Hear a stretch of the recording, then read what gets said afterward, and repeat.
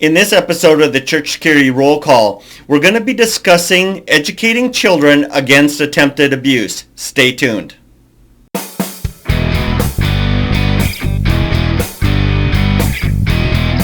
Hi, this is Chris with Sheepdog Church Security, and this is your Church Security Roll Call. Today we're going to be discussing the article, Building Resistance. If you'd like to read that article, go to our website, sheepdogchurchsecurity.net, and look under the News tab. So let's begin in the Bible as we always do. This one is Proverbs 1, verses 8 through 10, and it reads like this. My son, hear the instructions of thy father, and forsake not the law of thy mother.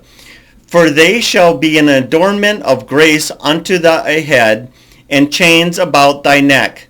My son, if sinners entice thee, consent thou not. A great verse for us today, because what it is, it's modeling what we should be doing. Here it is, the father talking to his son and warning him about the dangers out there. And specifically, what we're going to be discussing is the sexual dangers out there. Predators that want to take advantage of our children. So before we continue, I do want to remind you, take this moment to share this video, this podcast, with everybody on your safety team. And probably I would also suggest sending it to volunteers that work in the children's ministry. And then go into the notes below, get the weekly notes, and use that for future conversations when you're back together again. You know, talk about this show, talk about what they heard here and what their thoughts and opinions are, and hopefully maybe even execution. What's something specific that you guys can do to safeguard your children? All right, so I have a couple of news stories here for you. The first one is, and I'm going to say this wrong so bad, I'm just going to go this way. I'm going to say Florida, because it's Florida. May 18th, 2021. About 7 in the morning, an 11-year-old girl was at a street corner waiting for a school bus. While she was sitting on the grass playing with blue slime toy, a white SUV on the side street stopped at the corner. A man got out, ran over to the girl with a knife in his hand. He grabbed the girl and tried to drag her to the vehicle. She fought him off. He ran back to his car and sped away. She picked up her books and headed home. There she told her parents about the man. They then called police. Video footage from a home security camera helped police identify the vehicle. They arrested the owner, a sex offender with a criminal history. He had spray painted the SUV in an attempt to change the evidence, but he had some of that blue slime toy that she was playing with on him.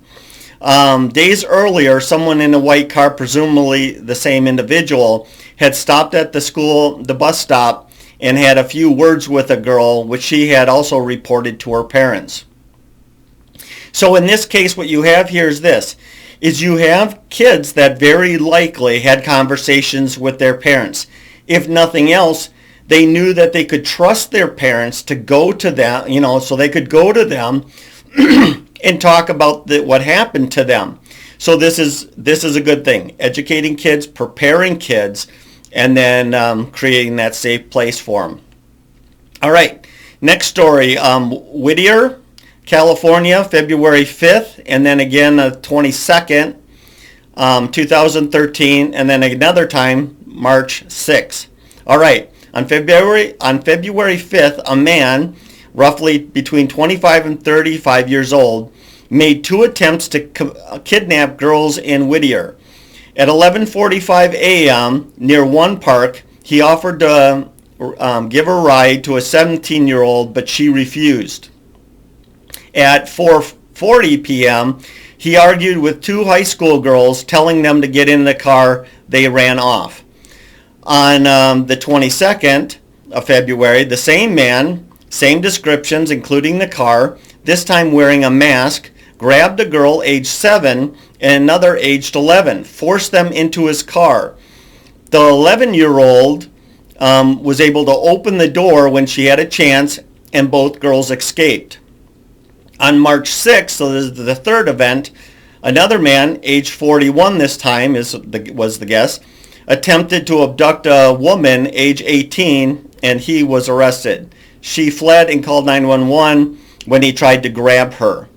All right, so all of these stories, right? It's about predators going out into the public, watching bus stops, watching parks, looking for potential victims, and then running over and attempting to kidnap them. If that 11-year-old was unable to open up that back door when she had a chance and help this 7-year-old escape, what would have happened?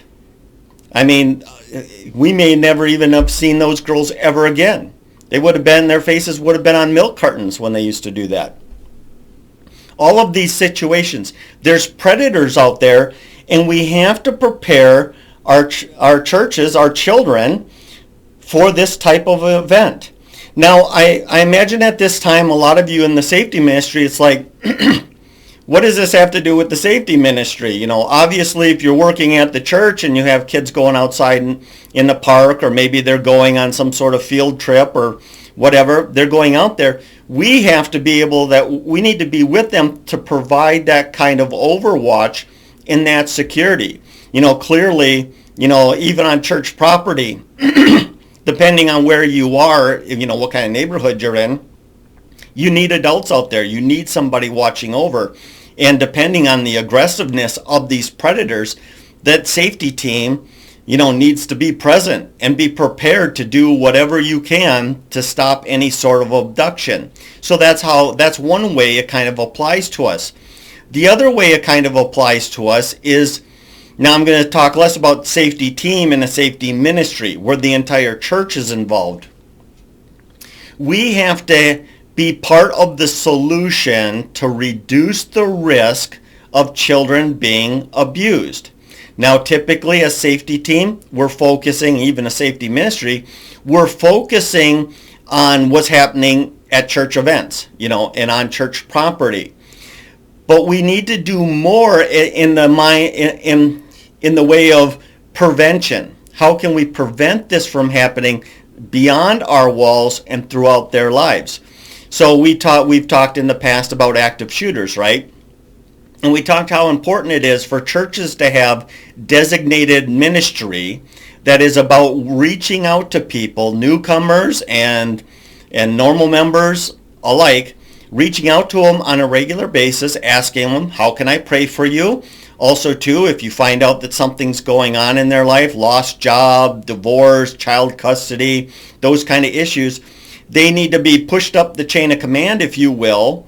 And so other people or people part of that ministry can actually reach out to them and provide them with real help, real counseling, real referrals, you know, groceries, fixing a car, whatever it is. And the idea behind that is this. Number one, we're fulfilling the calling of the church, in my humble opinion. That's good. That's top. But the second thing is this, is that we're actually helping people so they don't develop an attitude towards their church. Or, you know, like that one we had, was at the Burnett Chapel, where after he did what he did and they took his mask off, they were shocked because he was a regular attendee several years earlier. So what if somebody would have been regularly calling him? Would he have been radicalized? Would he have gotten violent? We don't know for sure, but you can see how we would mitigate that. With kids, it's kind of the same thing. You know, we can't control what happens at their home. We can't control what that happens at their school and when they're out and about with their friends and all that stuff. We can't really affect that, but we can prepare them for the type of risks out there. Now, I get that in the church, educating children about risks, especially the sexual abuse risk, has really been kind of controversial at some level. You know, I just think of when I was a kid. Basically, the idea was that it was the parents' responsibility to teach their kids, and I still believe that. I believe that the gold standard, if you will, is good parents that sit down with their kids and have the talk with them that's age appropriate. And as time goes on, that age appropriateness, changes. It grows with the kid, and we continue to have these conversations. That's the gold standard. There's just a couple things wrong with the gold standard. I grew up at a time when they didn't even have any sort of human development, sex ed, until I was in 7th grade. By then, most of us are 13 years old before we have that first talk, and it's being done by this school and not by parents. The other problem with that is not only is it late, but the other problem with that is a lot of parents won't do it. It's too awkward. It's too strange. I can tell you myself, we have one kid, a daughter. She's 23 now. But, thankfully my wife was there to have those talks, those age-appropriate talks as things went by. I know books were bought, based on age level that my wife reviewed and ensured that they were what we wanted her to learn. And then, at least they're reading a book together, and then they're discussing what's in the book, all that kind of stuff. But when I was a kid, that didn't happen. I mean, my parents never came to me. My mom never told me anything, probably because of the awkwardness of it.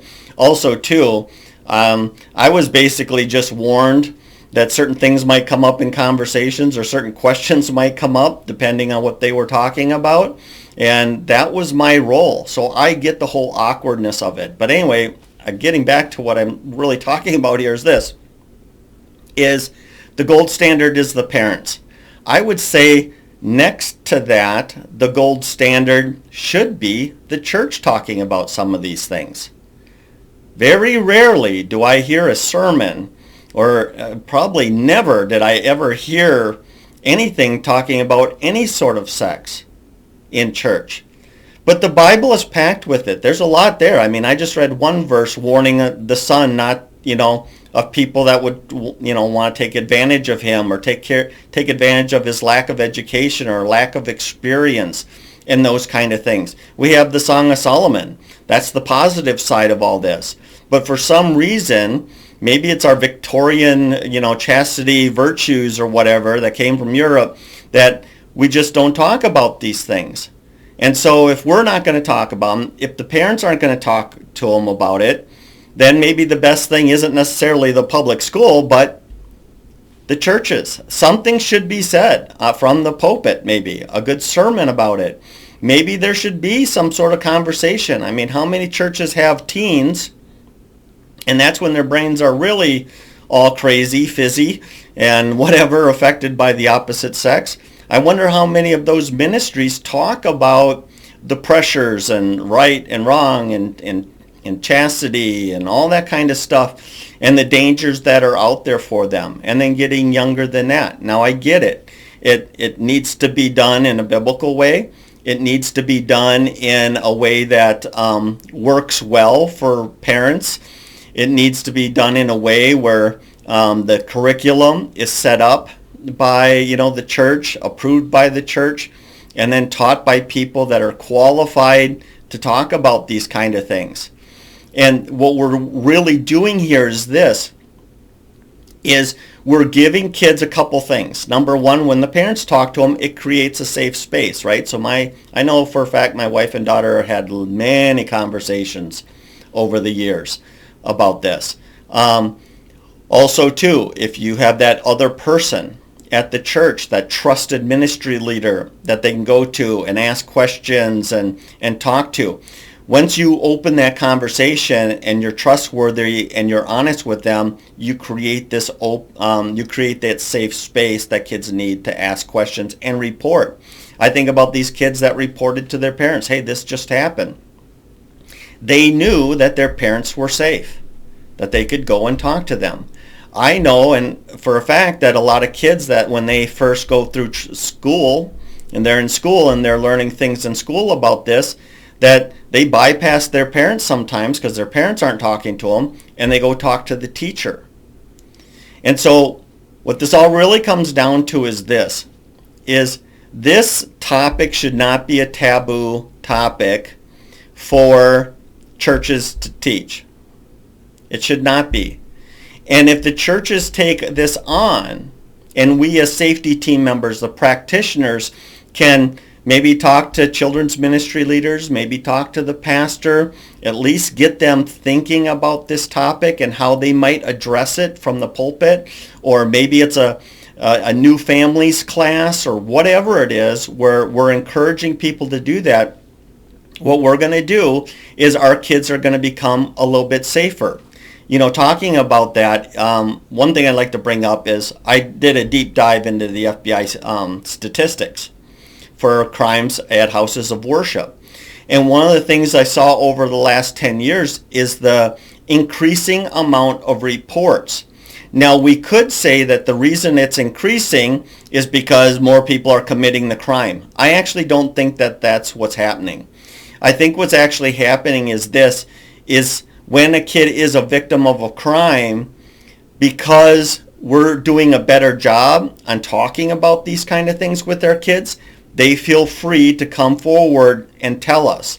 Now, we're not there yet. We could be better, and that's why I'm really calling on the church and the safety ministry and anyone who's listening to this podcast. Let's at least have this conversation. Let's get this going so we can take our steps to protect the kids even more. This is the prevention level. We want our kids, the stranger danger at minimum, right? Let's at least do stranger danger. But there's another issue that we have is, as some of you have gone through our child protection course, you know that over 90% of child abuse comes from their parents or a close relative. And so I'm going to say this with caution. The gold standard is the parents teaching their kids age-appropriate information. But at the same time, if over 90% of the parents are doing something wrong to their kids, are they really going to be educating them on the whole what I'm doing to you is wrong? I highly doubt it. So I think this kind of now falls on the church to take some sort of active steps, and we can prevent these scandals from occurring at the church. Probably, I shouldn't even lead with that. Can we just protect some kids? Can we just do our job as sheepdogs and protect these baby lambs, these little lambs running around our church? We need to take a bigger role. And now I know most of you out there, like I've said already a few times, you're a safety team member, and you're at the church and you're patrolling the grounds, you're looking for suspicious behavior, you're calling, 911 when you need to, you're addressing disturbances and medical issues and planning for fire and severe weather and active shooters and verbal de-escalation. You have a lot on your plate. I would say with this you have one mission, and that is get the conversation started. And get the show notes here, and let's just get it going. Let's at least have the conversation, and maybe you'll get shut down. I would guess most of you are going to get completely shut down.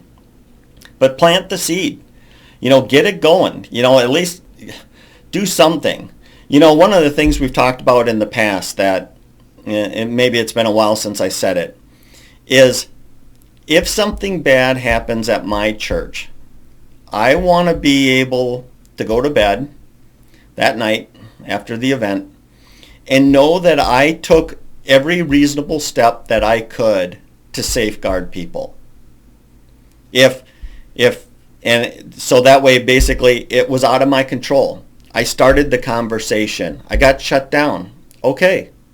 But I'm going to keep working. I'm going to keep moving. I'm going to keep on reminding people about different issues that need to be addressed or should be addressed. And I'm just going to keep on doing what I got to do. I'm going to be faithful in what I've been called to do.